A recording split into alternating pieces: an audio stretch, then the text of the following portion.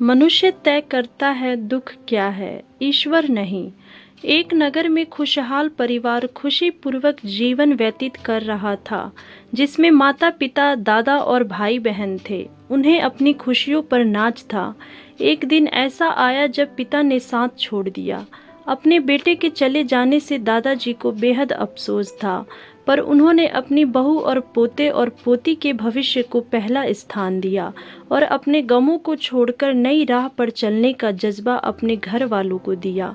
लेकिन 1 साल बाद ही उनके पोते की एक दुर्घटना में मृत्यु हो गई। यह वक्त बहुत गंभीर था, पर इस वक्त में भी दादाजी और उनकी बहू ने संयम से काम लिया।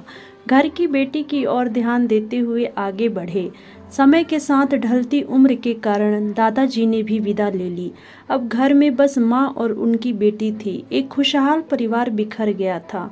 अब बेटी बड़ी हो गई थी, जिसके जीवन के अहम फैसले उसके सामने हैं, पर मन में उदासी और बेचैनी है। महज 15 वर्ष की आयु में पिता और फिर भाई को खो देने की तकलीफ है, पर हमेशा अपनी माँ की सीख पर जीवन में आगे बढ़ती रही। हमेशा एक हंसता हुआ चेहरा लिए ही उसने अपने जीवन को गले लगा रखा था।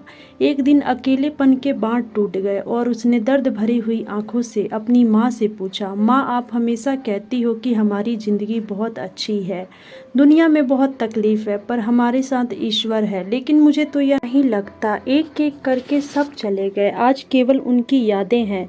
तब माँ ने उसे जवाब दिया, बेटी, मैं जानती हूँ तुम्हें बहुत कम उम्र में अपने पिता और भाई को खो दिया। तुझे उनकी कमी महसूस होती है, पर बेटी, तेरे पिता ने इस तरह की व्यवस्था की थी कि हमें कभी किसी के आगे हाथ नहीं फैलाना पड़ा। ना हमारे सर से छत हटी और ना कभी तेरे परवरिश में कोई कमी आई। तेरे और मेरे नसीब में उन सबसे दूर जाना तय था, पर ईश्वर में विश्वास रखते हुए हमने हमेशा उसका आदर करके जिंदगी को गले लगाया। ही हमें इस दुख को जी जाने की ताकत मिली। अगर यह हिम्मत नहीं होती तो आज हमारी जिंदगी एक अभिशाप बन जाती। खुशी और गम एक ही सिक्के के 2 पहलू हैं और हर एक पहलू जिंदगी में दस्तक देता है। बस व्यक्ति को गम को बड़ा नहीं बल्कि छोटा करके देखना चाहिए। अक्सर ही मनुष्य यह सोचता है कि दूसरों के पास कितना पैसा है, खुशियां हैं, मेरे पास कुछ नहीं। ऐसी सोच हमेशा तकलीफ को बढ़ाती है और कामयाबी से दूर ले जाती है।